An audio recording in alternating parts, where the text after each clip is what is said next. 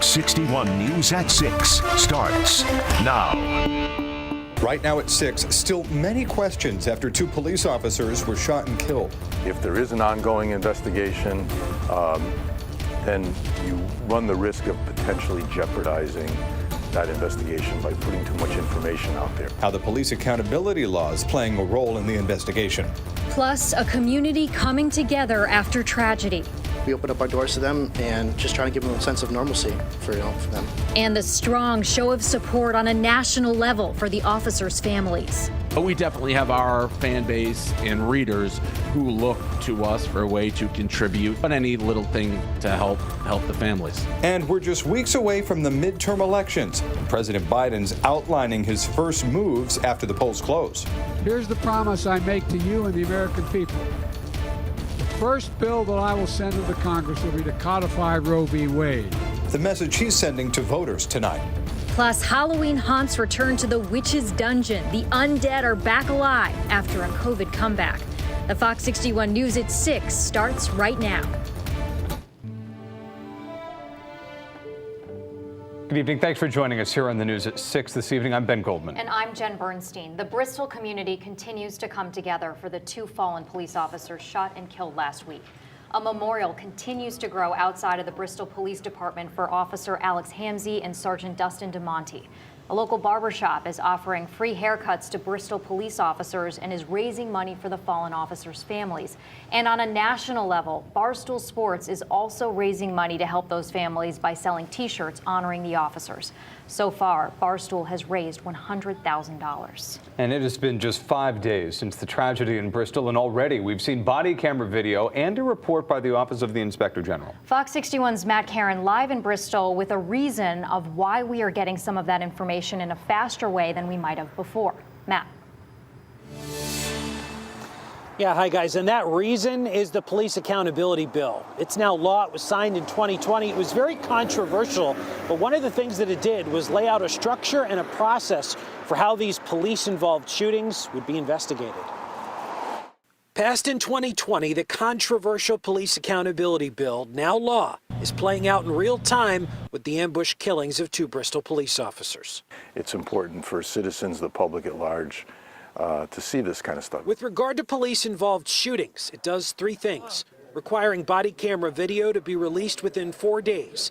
It creates the Office of the Inspector General, and it requires them to issue an expedited preliminary report. Sometimes people are going to jump to conclusions one way or the other, and usually these videos help people understand what really happened. Prior to this law, police-involved shooting investigations were backlogged, sometimes for years, and were handled by the state's attorney's office. The thought with the Inspector General is they provide a level of independence and public confidence. Representative Steve Staffstrom was one of the key architects of the law. Increased transparency and increased public access to the operations of our police departments. But Mike Lawler reminds us early information can sometimes have unintended consequences. If there is an ongoing investigation, then you run the risk of potentially jeopardizing that investigation by putting too much information out there. He explained how in this case, where the police use of deadly force was justified, it can help both law enforcement agencies and the officers involved. That oftentimes when officers are involved in a shooting like this, they're placed on administrative leave for a period of time until investigators get to the bottom of what happened. So for the benefit of this hero officer, it's good that he is in effect exonerated virtually immediately. And Lawler told me essentially what the police accountability bill does is it catches state law up to technology and all the advancements there. For example, nowadays you can find a surveillance camera pretty much anywhere. And it's so easy to go online via a search engine or social media and find out information which could lead to some misleading details. We're live in Bristol. Matt Caron, Fox 61 News. Thank you, Matt. Those from Bristol and throughout the state have found an ever-growing memorial set up in the memory of the fallen officers right in front of the police station to be very therapeutic as they process this tragedy. And tonight, Fox 61's Tony Terzi joins us live from that memorial with the story of a man who has visited it every day as a way to honor an officer that he calls his lifesaver. Tony. Hi there, Jen, Ben. Good evening to you at home. Here at the memorial that's set up behind me, we met some very interesting people outside the Bristol Police Department today from all walks of life, including one man wearing a Bristol Blues baseball team sweatshirt who is no longer singing the blues because, you see, he is actually no longer crying the blues because of one of these officers behind us.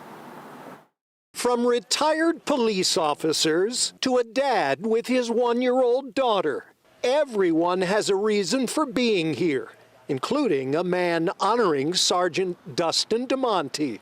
I left New York because I am a recovering alcoholic. And when he moved to Bristol, Jamie Perciano's drinking problem spiraled out of control until he encountered Sergeant DeMonte. He wasn't a police officer to me. He wasn't a sergeant to me. He was someone I actually looked up to. And because of DeMonte's words of encouragement and motivation, Jamie has been sober for 2 years. This kind, lovable, genuine gentleman actually helped save my life. We lost one of our own officers very sudden and impactful like this, and it doesn't go away. My heart goes out to every one of these guys. That retired Middletown cop even carries different colored stones every day to remind him of Middletown's loss nearly 23 years ago. And of course, the tragedy at Sandy Hook. And when we assisted at Sandy Hook, they gave us a stone as a way of saying thank you, but also to stay strong. Bristol strong. We made a donation at Thomaston Savings to the police fund, and, you know, flowers. It's obviously a small gesture, but we want to do whatever we can to be able to show support and help for the community. And this morning on Facebook, Bristol's mayor delivered a reminder to residents. That you need to support yourself as well. That's why I got out early and went for a run this morning. Stay healthy, stay strong. If you're not feeling well, if you're having problems, reach out to friends and family. Now, if you find you have the means and would like to make a donation to one of the verified fundraisers to benefit the officers' families, of course you can do so by logging on to fox61.com or the free Fox 61 News app. We're live here in Bristol outside the police department. I'm Tony Terzi, Fox 61 News. Tony, thank you. And the town of East Hartford is gearing up to host the joint funeral for Bristol police officers Sergeant Dustin DeMonte and Officer Alex Hamzy, again killed in the line of duty on Wednesday. East Hartford police say that they will be treating this like a stadium event and recommend people plan in advance if they'd like to attend. Fox 61's Tony Black is live at Rentschler Field in East Hartford with what you need to know if you plan on going or if you're going to be traveling anywhere nearby. Tony.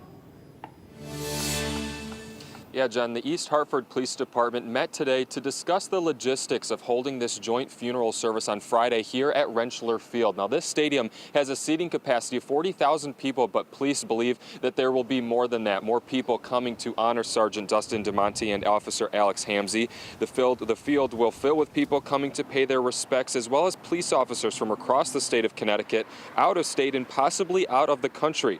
The East Hartford Police Department says they are not anticipating road closures right now, but that will happen as the fallen officers and their families are escorted to the stadium on Friday. Traffic will likely be backed up for about 5 miles on Silver Lane from Main Street all the way over to the Manchester Town line for a good chunk of the day. Now, surrounding roads like Roberts Street and Simmons Road will also likely be slow moving. East Hartford PD says this is a joint effort with other Connecticut police agencies and state police. Rentschler Field's an incredibly large area. There is lots of fields set up for the stadium events for parking. We're also possibly working with some other organizations or businesses along Silver Lane that could possibly host some exterior or some outside parking. The service starts at 11 o'clock, but police say that traffic will likely start to gather up starting at 7:30 in the morning until mid-afternoon. They say anyone who wants to come should give themselves extra time and also be patient on the road as the community mourns. Live in East Hartford, Tony Black, Fox 61 News. Continuing coverage throughout the evening as we honor and remember Sergeant DeMonte and Officer Hamzy, We have the timeline of what happened that Wednesday night and how people all around the state are remembering these fallen heroes. You can get more right now on Fox61.com, Fox 61 Plus, and on the Fox 61 News app as well. All right, turning to the weather now. A very sunny day outside after some rain last night. Felt nice. Chief Meteorologist Rachel Frank joining us. Hi, Rachel. Hi. A beautiful stretch of weather continues for the rest of the work week and even into the weekend with these beautiful sunny but comfortably cool days and even cooler nights. And it will be cool enough tonight for at least some patchy frost, especially for some of our cooler spots and outlying areas. Even though there's only a sliver of the state that's included in this frost advisory, I would say anybody away from the immediate shoreline, if you don't want to tempt Mother Nature, bring those plants inside that are cold sensitive, or you can cover them with a light blanket. This isn't going to be the coldest night that we've had, though, so far this season, but it's around there. 30s will wake you up tomorrow morning. Temperatures right now are nice and comfortable, but we're already dropping into the upper 40s in Torrington, so a sign of where things are headed as we head through the evening tonight. Temperatures will be in the 40s for the rest of us as we head towards 8:30 tonight, and we're thinking low to mid 30s as we head towards daybreak tomorrow morning and near 40 degrees at the Connecticut shoreline. Heading through the evening tonight, again, if you're out walking the dog, maybe at 11 o'clock, temperatures will be in the mid 40s for that. But it's a beautiful day tomorrow after a frosty start. Highs in the mid 50s with lots of sunshine and a bit of a breeze. We'll take a look at your weekend forecast and the numbers rebounding coming up. Rachel, thank you. New tonight, a teen is dead after an early morning crash that happened in Waterbury. Police say two cars crashed just before 5:30 this morning on Watertown Avenue. Both drivers were taken to the hospital. Police say one of the drivers, a 19-year-old, died from his injuries. The other driver had non-life-threatening injuries. Police are still investigating exactly what led up to the crash. Well, new details tonight. We have learned the driver of a tractor trailer that was struck by a Metro North train in Waterbury yesterday was issued a summons. 10 people were injured in the accident. Officials say the tractor trailer got stuck on the tracks while the crossing gates were being lowered. DEP was called to the scene to clean up diesel spilled from the tractor trailer. Still to come here on the news at